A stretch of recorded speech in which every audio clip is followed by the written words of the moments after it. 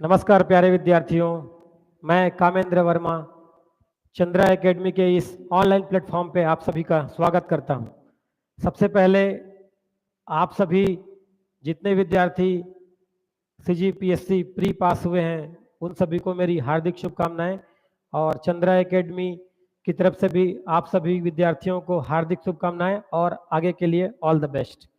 जैसा कि आप सभी चंद्रा एकेडमी की इस नई पहल से परिचित हैं जिसका नाम है मेंस पॉसिबल, और यह पॉसिबल कब होगा जब हम और आप मिलकर दोनों साथ साथ मेहनत करेंगे और आगे बढ़ेंगे। तो चंद्रा एकेडमी के इस नई पहल जो मेंस पॉसिबल, जो कि एक चंद्रा एकेडमी की एक सराहनीय पहल है और जिसका उद्देश्य आप सभी को मेंस में सफलता दिलाना है, और इसके लिए हम अग्रसर हैं। और आप सभी के लिए पिछले सीरीज में हमने बात की थी महतारी वंदन योजना था और उस पर हमने सारगर्भित चर्चा किया, जिसका उपयोग आप मेंस में विभिन्न प्रश्नों को हल करने में कर सकते हैं। साथ ही साथ ये आपके निबंध लेखन में भी आपका भरपूर सहयोग देगा। तो विद्यार्थियों में उलझन शुरू से रही है कि हम लिखे कैसे, स्टार्ट कैसे करें, क्या क्या पॉइंट डालें या क्या फैक्ट्स होने चाहिए जिससे हम अपने ऐसे को या हम अपने उत्तर को सारगर्भित बना सकते हैं। और उन प्रश्नों को लिखने के दौरान कहीं ना कहीं हमें सोचना पड़ता है। जब हम सोचते हैं तो हमारा टाइम व्यर्थ होता है और हम टाइम को मैनेज नहीं कर पाते एग्जाम हॉल में। तो कुछ कुछ बातें अगर आपको क्लियर रहेंगी, अगर आप थॉट से क्लियर रहेंगे, तब आप एग्जाम में अपना भरपूर दिमाग का उपयोग कर सकते हैं और साथ ही साथ प्रेजेंस ऑफ माइंड जिसे कहा जाता है वो आपके साथ साथ चलेगा, जिसके लिए ये मेंस पॉसिबल सीरीज चलाई जा रही है। तो आइए इस भाग 2 में आप सभी का पुनः स्वागत है, जिसमें हम लेकर आए हैं नागरिकता संशोधन अधिनियम 2019, है ना, सिटीजनशिप अमेंडमेंट एक्ट 2019, जिस पर मैं और मेरे सहपाठी सर मार्कंडे सर भी साथ होंगे। सर जो कि इनके मुख्य बिंदुओं पर चर्चा करेंगे और आपको इनसे परिचित कराएंगे, इनकी पृष्ठभूमि बताएंगे, है ना, ये कानून बनाने की आवश्यकता क्यों पड़ी, क्या अनिवार्यता है, क्या क्या इसके संबंध में प्रावधान है, उन सभी को आपके समक्ष ये सर प्रस्तुत करेंगे। तो ये आपके लिए महत्वपूर्ण होगा। तो लीजिए स्टार्ट करते हैं। चलिए, मेंस पॉसिबल सीरीज का ये भाग 2, जिसमें आप सभी का हम हार्दिक स्वागत अभिनंदन करते हैं। तो आगे की चर्चा के लिए मैं सर मार्कंडे सर को आमंत्रित करूंगा। नमस्कार मेरे प्यारे साथियों, मैं खुलेश मार्कंडे चंद्रा के इस ऑनलाइन प्लेटफॉर्म में एक बार फिर से हार्दिक स्वागत करता हूं। आज हम लोग का जो मेंस पॉसिबल सीरीज चल रही है उसका पार्ट 2 है, जिसमें हम लोग पढ़ेंगे भारतीय नागरिकता संशोधन अधिनियम 2019 के बारे में। ये मुद्दा इसलिए अभी ज्वलनशील है क्योंकि 2019 के बाद राष्ट्रपति जी के द्वारा सरकार को यह बोला गया था कि आप इस अधिनियम पर कानून बना सकते हैं। तो कानून जो है कोरोना काल के वजह से टलते टलते अभी वर्तमान में 11 मार्च 2024 को बन करके पूरे देश में लागू हो चुका है। तो वो जो कानून बनाया गया है उसके बारे में देखेंगे। वह संबंधित है हमारे पड़ोसी देश अफगानिस्तान, पाकिस्तान और बांग्लादेश में रह रहे अल्पसंख्यक लोग जो 31 दिसंबर 2014 के पूर्व से भारत में आकर रह रहे हैं, उनको नागरिकता प्रदान करने के लिए यह अधिनियम लाया गया था तथा उससे संबंधित कानून बनाए गए हैं। चलो आइए देखते हैं। देखो, जब हमारा देश 1947 को आजाद हुआ तो उसी समय से हमारे देश में यह बात उठा कि नागरिकता किस आधार पर दी जाएगी। तो नागरिकता को संविधान में स्थान दिया गया है भाग 2 अनुच्छेद 5 से 11 तक। उसमें अनुच्छेद 11 में यह बताया गया है कि नागरिकता से संबंधित कानून केवल संसद बना सकती है। तो संसद के द्वारा 1955 के अधिनियम में संशोधन करते हुए 2019 में ये अधिनियम लाया गया है। ऐसे इस नागरिकता अधिनियम पर बीच बीच में बहुत सारे संशोधन की बात उठी थी, जिनमें से मुख्य संशोधन की बात करेंगे तो उसमें हम लोग देखेंगे 1986 में संशोधन हुआ है मुख्य रूप से, फिर 1992 में हुआ है, फिर आप देखेंगे कि 2003 में, फिर 2005 में, उसके बाद 2015 में संशोधन किया गया था और अभी लेटेस्ट जो 2019 में संशोधन किया है, इसके परिचय थोड़ा देख लेते हैं। ठीक है, ये जो नागरिकता अधिनियम 1955 आया था, इसी में संशोधन किया गया है जिसको बोला गया है नागरिकता संशोधन अधिनियम 2019। इस संशोधन के तहत बांग्लादेश, पाकिस्तान और अफगानिस्तान में रह रहे अल्पसंख्यक जो लोग हैं, ठीक, अल्पसंख्यक लोग हैं जो भारत में किसी ना किसी तरह से प्रताड़ित हो करके आकर के बस गए हैं, उनमें से 6 समुदाय है। 6 समुदाय वो है हिंदू, सिख, ईसाई, जैन, बौद्ध और पारसी। ध्यान रखना, ठीक है।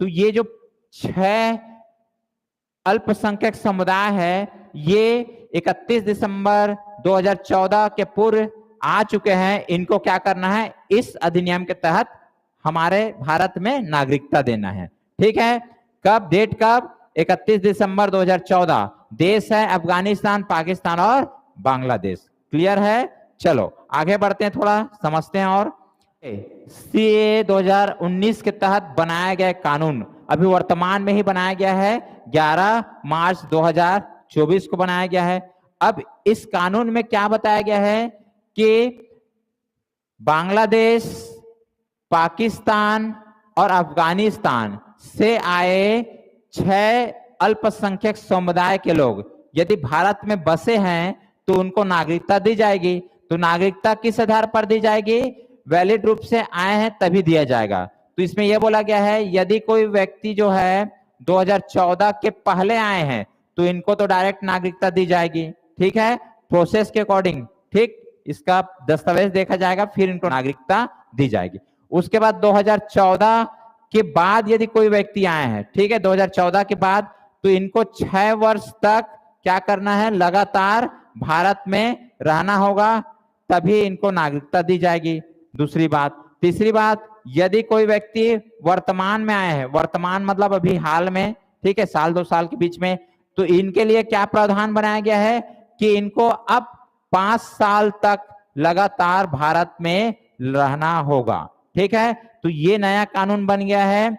इस 1955 में जो बातें कही गई थी कि यदि किसी व्यक्ति को भारत की नागरिकता दी जाएगी तो उनको भारत में लगातार 11 वर्ष तक रहना होगा।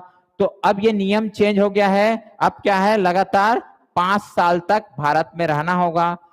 पहले 1955 के अधिनियम में 5 आधार स्तंभ थे भारत में नागरिकता देने का। एक था जन्म से, दूसरा था आपका वंशानुगत, ठीक है, तीसरा आपका है भूमि अधिग्रहण, चौथा था पंजीकरण, ठीक है, और 5वां था इसका देशीकरण। ये आधारशिला था। ठीक है, तो अब ध्यान रखना कि 2024 में जो कानून बना है उसके तहत यदि कोई गैर नागरिक व्यक्ति भारत में आकर के रहते हैं लगातार 5 वर्ष तक, वो भी वैलिड रूप से, तब उनको नागरिकता दी जा सकती है। क्लियर है? तो ये तीनों बातें समझ आया। यही कानून इस बार जो पेश किए हैं इसी से संबंधित है। ठीक है, चलो आगे बढ़ते हैं हम लोग। देखिए इसके बारे में थोड़ा पढ़ भी लेते हैं। इस संशोधन में 31 दिसंबर 2014 के पूर्व भारत में आए गैर नागरिक को भारत की नागरिकता दी जाएगी। पहला पॉइंट जो बोला हूं, ठीक है, ये 2014 के पहले की बात है। सेकेंड पॉइंट है, यदि कोई गैर नागरिक 2014 के बाद भारत में आए हैं तो उनको लगातार 6 वर्ष तक भारत में रहना अनिवार्य होगा, तभी उनको नागरिकता दी जाएगी। तीसरा पॉइंट यह है कि जो व्यक्ति अभी भारत आया हो, हाल भारत आया हो, तो उनको 5 वर्ष तक लगातार भारत में रहना होगा, तब उनको नागरिकता दी जाएगी। इसके पहले जो नियम था 1955 में, उसमें क्या बताया गया था कि 11 वर्ष तक उनको भारत में रहना होगा। अब देखो, नागरिकता तो देना है, बट इसके लिए महत्वपूर्ण दस्तावेज होना जरूरी है, तभी उनको नागरिकता भारत की दी जाएगी। तो अनिवार्य दस्तावेज के बारे में देखा जाए तो ये पहला है अनिवार्य दस्तावेज में भारतीय दस्तावेज। भारतीय दस्तावेज मतलब भारत में रह रहे हैं तो उनके पास कुछ तो रहना चाहिए, ठीक है। तो उसमें क्या क्या है देखो, एक पासपोर्ट हो गया, दूसरा वीजा, जनगणना सूची में नाम होना चाहिए, पैन कार्ड, बिजली बिल या फिर बीमा पॉलिसी की प्रतिलिपि, मतलब इनमें से कोई एक हो तो चल जाएगा, ठीक है, बट अनिवार्य है भारतीय दस्तावेज होना, ठीक। दूसरा देखो, संबंधित देश के दस्तावेज, मतलब किस देश से आए हैं वहां का भी प्रूफ होना चाहिए। जैसे उनके पास या तो जन्म प्रमाण पत्र होना चाहिए या फिर पहचान पत्र, लाइसेंस, स्कूल या कॉलेज का सर्टिफिकेट, कोई एक चलेगा, ठीक है। और ये पात्रता प्रमाण पत्र, मतलब ये है उसके समुदाय या धर्म से संबंधित, मतलब वह व्यक्ति ये 3 देश से आए हैं कि नहीं आए हैं, पहला कंडीशन चेक करना है। भारत में वैलिड रूप से रह रहे हैं कि नहीं, ये देखना है। साथ में कौन से धर्म से संबंधित है, क्योंकि यहाँ पर आपका मेन रूप से देखा जाए तो मुस्लिम समुदाय को नागरिकता देने की बात नहीं की गई है, ठीक है।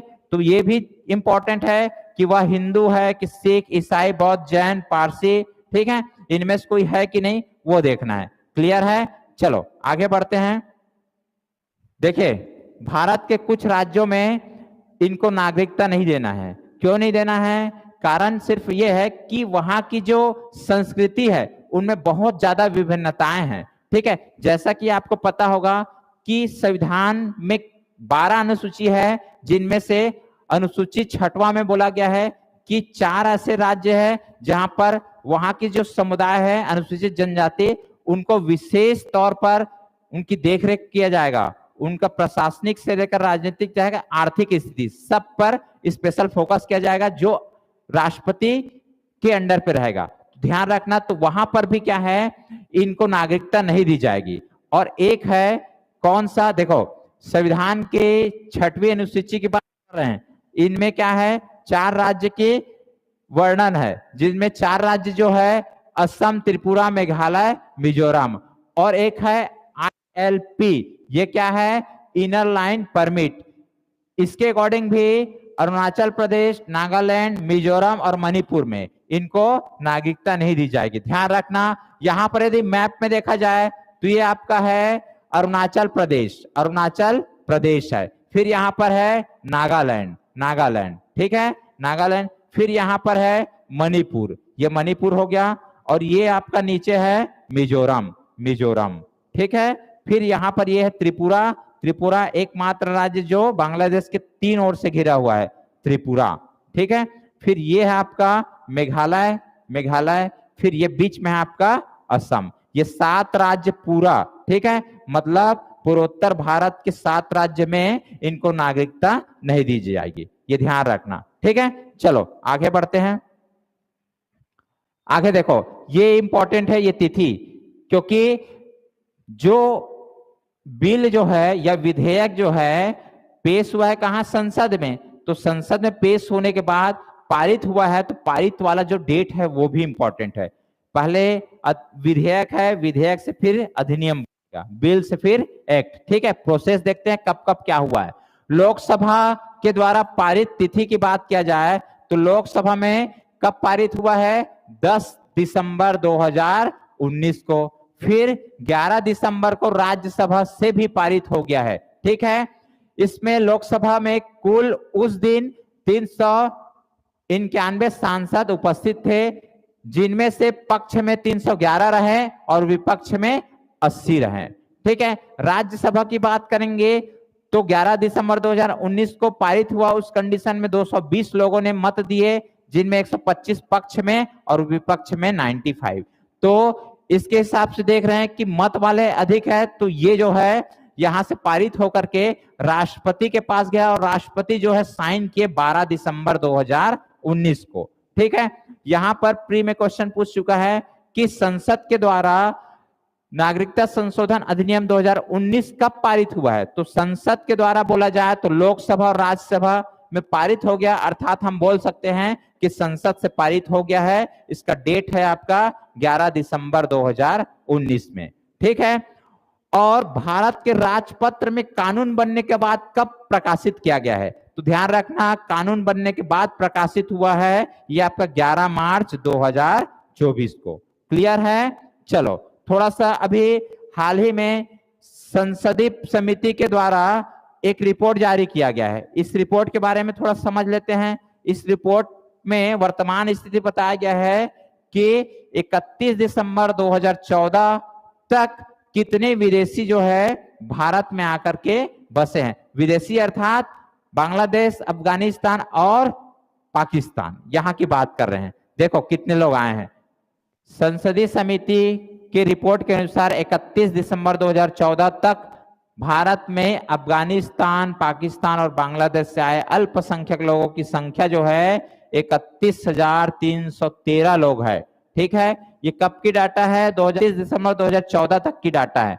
ध्यान रखना है, इनमें सबसे ज्यादा आपका हिंदू लोग आए हैं, क्योंकि हिंदू वहां पर अल्पसंख्यक है। ठीक है, सिख 5,807, ईसाई 55, बौद्ध और पारसी 2-2 लोग आए हैं। तो इस तरीके से देख रहे हैं कि जैसे बांग्लादेश, अफगानिस्तान और पाकिस्तान से प्रताड़ित लोग किसी भी कारण से हो भारत आए हैं, उनको हमको नागरिकता देना है, ताकि इससे क्या होगा कि विश्व स्तर पर भारत की एक अच्छी छवि पेश होगी।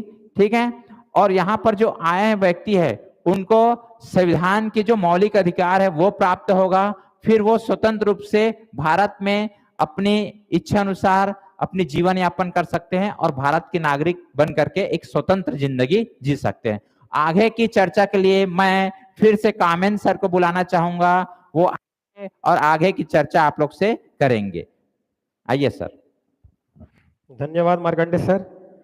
तो जैसा कि आप सबने देखा कि मार्कंडे सर ने आप सभी से चर्चा की और आप सभी ने देखा कि ये CAA क्या है और इसका परिचय सर ने दिया, उनके बारे में भूमिका बताई। तो आपको भूमिका में वो सब लिखना है कि ये कब से लागू हुआ था, जैसे कि आपका नागरिकता अधिनियम जो है 1955, और 1955 के बाद से इसमें समय दर समय कुछ संशोधन होते रहे हैं, जिसमें अभी ये लेटेस्ट है। और 2019 में जो संशोधन हुआ उसके बारे में सर ने आपको बखूबी बताया। तो इसकी पृष्ठभूमि भी थोड़ा सा देख लेते हैं। जैसा कि हम सभी जानते हैं कि 15 अगस्त 1947 को भारत आज़ाद हुआ, और आज़ाद हुआ उसके साथ साथ भारत में नागरिकता को लेकर सबके मन में कहीं ना कहीं सवाल उठ रहे थे कि नागरिकता को लेकर क्या कानून होगा, कैसे नियम होंगे, है ना, और कैसे हम क्लासिफाइड करेंगे कि भारत के नागरिक कौन कौन होंगे। तो उसको लेकर 1955 में अधिनियम बनाया गया, और जिसमें कहा गया और जिसका प्रॉपर रूप से अनुच्छेद 5 से लेकर 11 तक में उल्लेख है कि उसमें नागरिक कौन कौन होंगे। और जैसा कि सर ने बताया, है ना, तो उसमें आगे देखो कि परिणाम स्वरूप भारतीय संविधान में के भाग 2 में अनुच्छेद, जैसा कि मैंने बताया, 5 से 11 तक में नागरिकता संबंधित प्रावधान जोड़े गए। नागरिकता से संबंधित कानून बनाने की शक्ति अगर पूछे तो किसके पास है, तो संसद के पास है ना। संसद को यह अधिकार है कि नागरिकता संबंधी वो प्रावधान या जो कानून है उसको लागू कराने के लिए संशोधन कर सकती है। ठीक है, तो संसद को संविधान के अनुच्छेद 11 के तहत प्राप्त है ये शक्ति। इस शक्ति का प्रयोग करके वर्ष 1955 में नागरिकता अधिनियम लाया गया, है ना। 1955 संसद के द्वारा बनाया गया, और नागरिकता के प्राप्ति के 5 आधार तय किए गए। जैसा कि सर ने पहले ही चर्चा किया कि जन्म से, है ना, वंशानुगत, उसके साथ साथ भूमि अधिग्रहण, पंजीकरण और देशीकरण, है ना, इसके द्वारा नागरिकता प्रदान की गई। ठीक है, इसमें भारत के पड़ोसी देश जो है अफगानिस्तान, पाकिस्तान और बांग्लादेश, ठीक है, के नागरिकों को देशीकरण के आधार पर नागरिकता नहीं दी गई। ये उस समय की बात थी। ठीक है, लेकिन अभी क्या हुआ है, ऐसे में हुआ ये कि अभी जो संशोधन हुआ है उसमें बेसिकली 6 जो समुदाय हैं उनको शामिल किया गया है। ठीक है, तो ऐसे में क्या हुआ, धार्मिक आधार पर जो प्रताड़ित अल्पसंख्यक समुदाय हैं, है ना, उनको देशीकरण के आधार पर भारत की नागरिकता देने के लिए यह कानून बनाया गया है। तो इस कानून के माध्यम से अब होगा ये कि जो 3 देश जो हैं, बांग्लादेश, है ना, अफगानिस्तान और आपका पाकिस्तान, इन देशों में जो सताए गए लोग हैं, जो धार्मिक प्रताड़ना के शिकार हुए हैं, उनको संरक्षण देने के लिए भारत आगे आया है। ठीक है, अब देखेंगे तो इसमें कहीं ना कहीं पक्ष और विपक्ष में हम चर्चा कर सकते हैं। तो कई लोगों के द्वारा इसकी आलोचना की जाती रही है कि ऐसा नहीं होना चाहिए। क्यों? क्योंकि इसके कुछ समस्याएं उत्पन्न हो जाएंगी। तो आइए देखते हैं, हम पहले पक्ष में तर्क देखते हैं। पक्ष में तर्क यह है कि भारत की छवि विश्व पटल पर सकारात्मक होगी। बिल्कुल सही है ये। क्यों? क्योंकि हम अपने आतिथ्य का सदैव, मतलब प्रारंभिक काल से ही हम उनका स्वागत करते आए हैं। और ये अधिनियम भी ये कहता है कि जो प्रताड़ित हैं, है ना, तो प्रताड़ित लोगों के लिए तो भारत पहले से ही एक घर के रूप में रहा है ना। तो ये भारत के जो छवि है भारत की, वो विश्व पटल पर सकारात्मक रूप से जाएगी कि भारत न सिर्फ बोलता है बल्कि वाकई में अपने जो लोग हैं, जो वहां निवास कर रहे हैं, उनको आश्रय देता है, संरक्षण देता है। ठीक है, ये बात चरितार्थ होगी। साथ ही साथ देखो, इससे शरणार्थियों के मानवाधिकारों की रक्षा होगी। बिल्कुल, जो शरणार्थी भारत में रह रहे हैं उनके अधिकारों की रक्षा करने के लिए भारत इस कानून के तहत प्रतिबद्ध है। ठीक है, और अगला देखिए, भारत की संस्कृति जो है, जैसा कि मैं पहले से बोला हूं, भारत की संस्कृति जो शुरू से ये रही है कि वसुधैव कुटुंबकम की भावना को लेकर हम चले हैं, है ना। स्वामी विवेकानंद ने भी शिकागो सम्मेलन में अपने संबोधन को लेकर इन बातों को रखा था। ठीक है, तो वसुधैव कुटुंबकम मतलब पूरा जो विश्व है वो एक घर है, एक परिवार है।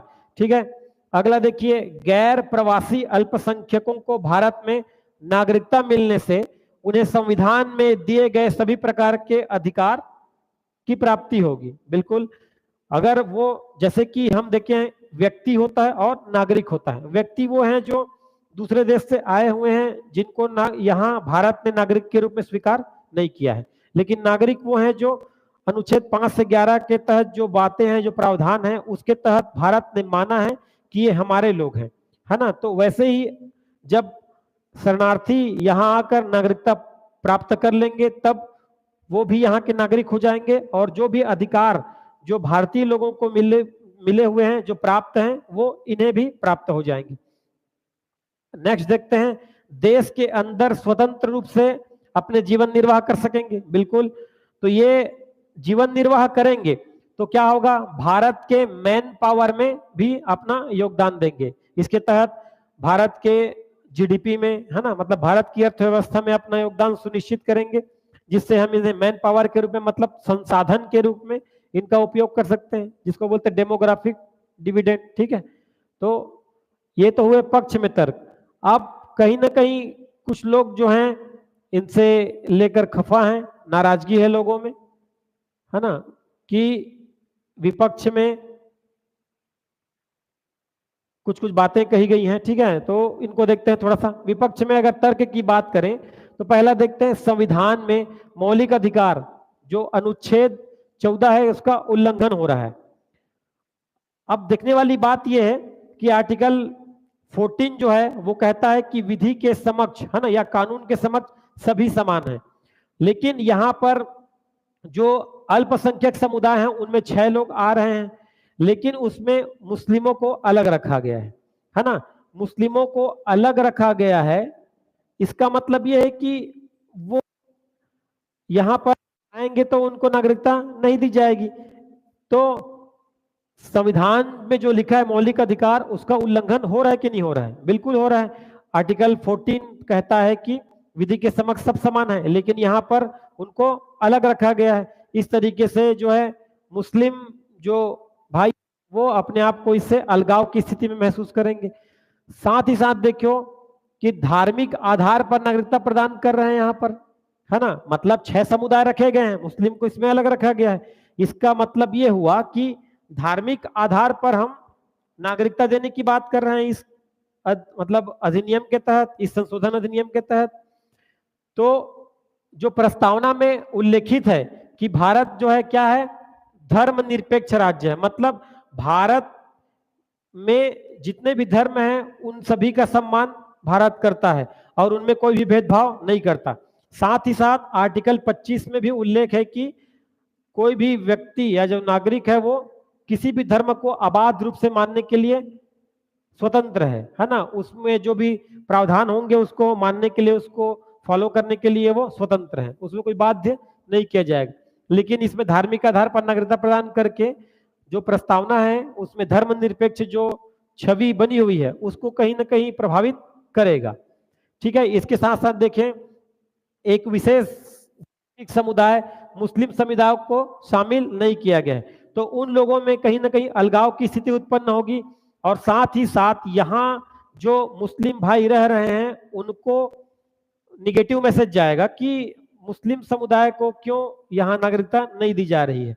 तो इसका एक कारण ये भी है कि जो बांग्लादेश है, अफगानिस्तान है और आपका पाकिस्तान है, वहां पर जो मुस्लिम जो समुदाय है वो बहुसंख्यक में है, तो इसीलिए उन लोगों को अल्पसंख्यक की श्रेणी में नहीं लाया गया है। ठीक है। इसका और कोई अलग से भारत की ऐसी कोई मानसिकता नहीं थी कि ऐसा कुछ सोचा जाए। ठीक है, तो ध्यान रखेंगे। उसके बाद देखो ये कई लोगों का ये मतलब प्रश्न है उठ रहा है दिमाग में कि ये तो भेदभावपूर्ण प्रकृति हुआ। क्यों? क्योंकि श्रीलंका के तमिल हिंदू जो हैं या म्यांमार के रोहिंग्या मुसलमान हैं और पाकिस्तान में अहमदिया मुसलमान हैं, उनको नागरिकता क्यों नहीं दी गई? तो उसके पीछे अपने कुछ राजनीतिक या कुछ प्रशासनिक कारण हैं जिनके कारण नहीं दिया गया है उनको। तो घुसपैठी या विभिन्न जो प्रॉब्लम्स हैं उसको लेकर ध्यान में रखा गया है। और साथ ही साथ कई लोग विपक्ष में ये भी बात कर रहे हैं कि हम दूसरे देशों के लोगों को अपने यहाँ नागरिकता देंगे तो वैसे भी हमारे यहाँ जो जनसंख्या है वो विश्व में सर्वोच्च स्तर पर है ना। तो हम अभी अपने ही लोगों को पूर्ण रूप से रोटी कपड़ा और मकान प्रोवाइड नहीं करा पाए हैं, तो इन जो और विभिन्न जो देशों से जो शरणार्थी यहाँ जो रह रहे हैं उनको नागरिकता देंगे तो कहीं ना कहीं भारत के जो आर्थिक संसाधन है उस पर बोझ बढ़ेगा और सरकार को अपने जो कानून होंगे उसमें उन लोगों का भी ध्यान रखने के लिए कुछ कानून बनाने होंगे, है ना। तो ये अपने आप में एक समस्या है क्योंकि हम अपने ही लोगों को देखो रोजगार नहीं दे पा रहे हैं, है ना। तो कई लोग हैं जो इसके बारे में ऐसी बातें कर रहे हैं। ठीक है, तो ध्यान देंगे। इन विपक्ष में तर्क था। अब देखते हैं हम चुनौतियां, इनसे संबंधित जो चुनौतियां हैं, जैसे कि आप सब शाहीन बाग जो दिल्ली में हुआ, जो एनपीआर को लेकर जो चर्चा चल रही थी और उसको लेकर के मतलब बहुत बड़े स्तर पर शाहीन बाग में महिलाओं के द्वारा एक प्रोटेस्ट किया गया।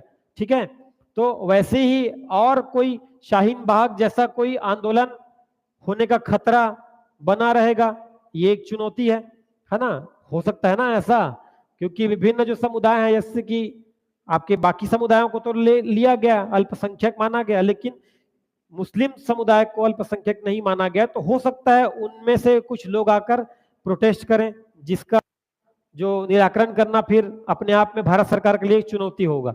इसके साथ साथ देखो असम समझौता 1985 का उल्लंघन होने से आंदोलन होने की समस्या, मतलब 25 मार्च 1971 के बाद, है ना, जो बांग्लादेश से आए प्रवासियों को चाहे किसी भी धर्म के हों उसे नागरिकता नहीं दी जाएगी।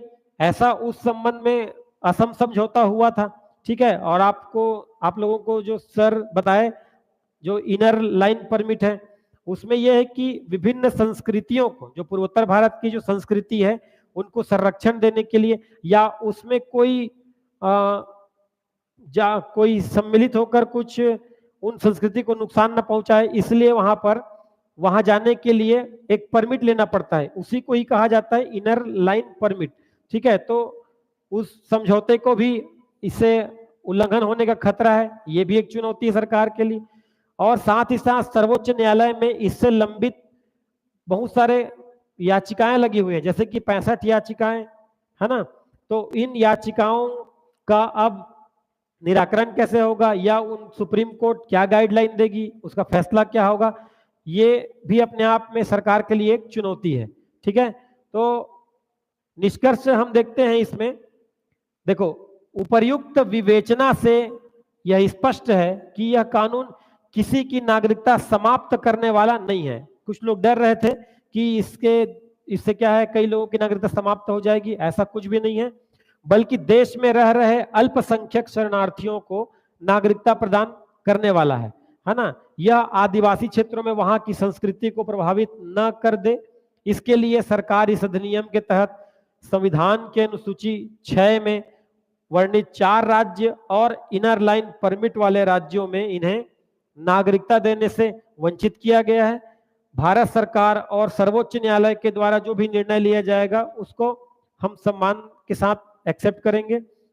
तो ये देखो, इसके साथ साथ आप ये देखेंगे कि हमारे जो पूर्व नेता हुए, जैसे कि महात्मा गांधी जी हुए, जवाहरलाल नेहरू हुए, पट्टाभी सीतारामैया है ना, या मनमोहन सिंह, इन लोग जो है इस नागरिकता के पक्षधर थे, मतलब वो चाहते थे कि ऐसा हो।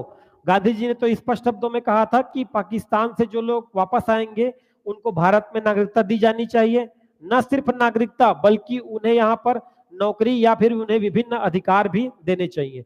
तो नागरिकता संशोधन अधिनियम के बारे में ये थी विस्तार से चर्चा, और इस विस्तार से चर्चा के दौरान मार्कंडे सर ने आप लोगों को इससे परिचित कराया, इसकी पृष्ठभूमि से हम परिचित हुए।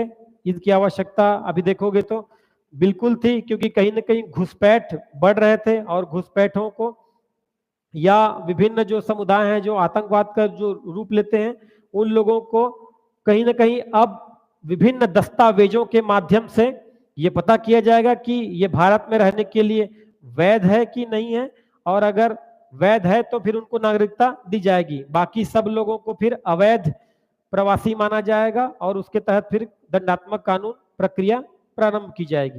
तो ये नागरिकता संशोधन अपने आप में बहुत ही शानदार कॉन्सेप्ट है, और इसको भारत सरकार के द्वारा लागू किया गया है, जिसका हम सब सम्मान के साथ स्वीकार करते हैं। तो ये थी चर्चा, आपको मेंस में आपको काम आएंगी, चाहे आपके उत्तर लेखन में हो, चाहे निबंध लेखन में हो, है ना। साथ ही साथ विभिन्न एग्जामों में भी काम आएगा, जिसके संबंध में इनमें से संबंधित कुछ एमसीक्यूज बनाए गए हैं, जिन पर चर्चा करने के लिए मैं पुनः मार्कंडे सर को आमंत्रित करता हूं। वे आएंगे और इस पर आप लोगों से मुखातिब होंगे। ठीक है, थैंक यू। प्यारे दोस्तों, अभी तो हम लोग इतने सारे चर्चा किए हैं, ये प्री और मेंस दोनों के लिए काम आएगा।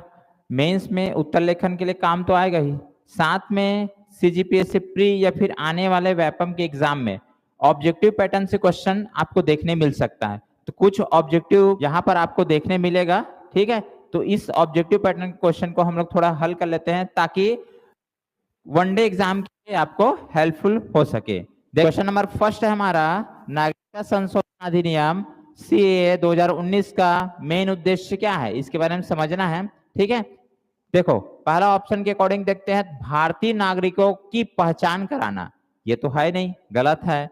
दूसरा ऑप्शन आप देखोगे तो दूसरा ऑप्शन में प्रवासियों को पहचान कराना, ये भी गलत है, ठीक।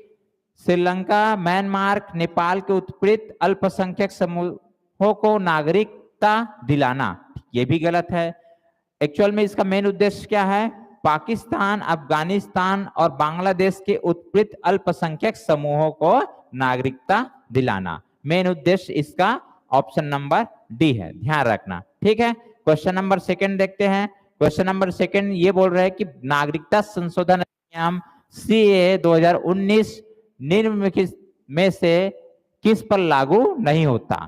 ऑप्शन देखना है कौन सी चीज पर लागू नहीं होता, ये देखना है। ठीक है, देखिए भारतीय नागरिकों पर लागू होता क्या, ये नहीं होता इस पर। ठीक है, इस पर लागू नहीं होगा। क्लियर। भारत में रह रहे अवैध प्रवासियों पर इस पर भी लागू नहीं होगा। भारत में रह रहे अल्पसंख्यकों पर इस पर भी लागू नहीं होगा। तो इस क्वेश्चन के अकॉर्डिंग आंसर क्या लेंगे, निम्न में से किस पर लागू नहीं होता, तो लागू तीनों में नहीं होता, तो ऑप्शन डी हो जाएगा इनमें से सभी। सभी होगा ना। ठीक है, आंसर क्या हो जाएगा, ये सभी पर लागू नहीं होगा। तो राइट आंसर क्या होगा, ये अधिनियम किस पर लागू होगा, तो हमारा आंसर क्या हो जाएगा जी, नागरिकता संशोधन अधिनियम किस पर लागू होगा, बांग्लादेश, अफगानिस्तान और पाकिस्तान से आए अल्पसंख्यक जो 6 समुदाय है उन पर लागू होगा। क्लियर है। चलो अगला क्वेश्चन देखिए। नेक्स्ट क्वेश्चन है, नागरिकता संशोधन अधिनियम 2019 कौन से राष्ट्रपति के द्वारा पारित किया गया था। अब 2019 में पारित हुआ है, तो उस समय के जो वर्तमान राष्ट्रपति रहे होंगे उनके द्वारा यह अधिनियम पारित किया गया था। तो ऑप्शन नंबर पहला है द्रौपदी मुर्मू, दूसरा है रामनाथ कोविंद, प्रणब मुखर्जी, इनमें से कोई नहीं। तो उस समय थे हमारे यहाँ के प्रेसिडेंट रामनाथ कोविंद जी। ठीक है, राइट आंसर ऑप्शन बी होगा। नेक्स्ट देखिए, नेक्स्ट क्वेश्चन है, नागरिकता संशोधन बिल लोकसभा में किसके द्वारा पेश किया गया था। तो संसद को कानून बनाने का अधिकार है, संसद के कौन से मंत्रालय को, गृह मंत्रालय को। तो गृह मंत्रालय के जो उस समय मंत्री थे वो थे अमित शाह, वर्तमान में भी ये है। क्लियर है। तो ऑप्शन कौन सा हो जाएगा जी हमारा right answer, option B. Option B right answer होगा। क्लियर है। चलो आगे बढ़ते हैं। अगला क्वेश्चन हमारा, भारत में नागरिकता संशोधन कानून, भारत में नागरिकता संशोधन कानून किस तिथि को लागू किया गया है। तो इसमें ध्यान से पढ़ना, 2 प्रकार के क्वेश्चन पूछे जा सकते हैं।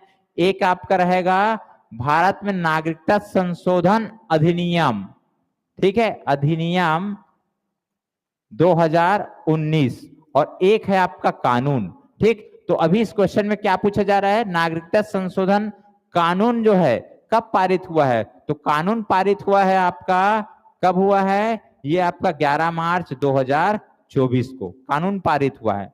और संशोधन अधिनियम की बात करेंगे तो ये हुआ है 11 दिसंबर 2019 को। ठीक है, इसका आंसर हो जाएगा 11 मार्च 2024 को, कानून पारित हुआ है 11 मार्च 2024 को। नेक्स्ट देखिए, अगला क्वेश्चन है, नागरिकता का संबंध संविधान के कौन से भाग से है। तो कौन सा भाग है जी, भाग 2। कौन से, कहां से कहां आर्टिकल है जी, भाग 2 है। ध्यान रखना, आर्टिकल की बात करेंगे तो आर्टिकल आपका है 5 से 11, 5 से 11 अनुच्छेद। ठीक है, चलो आगे बढ़ते हैं।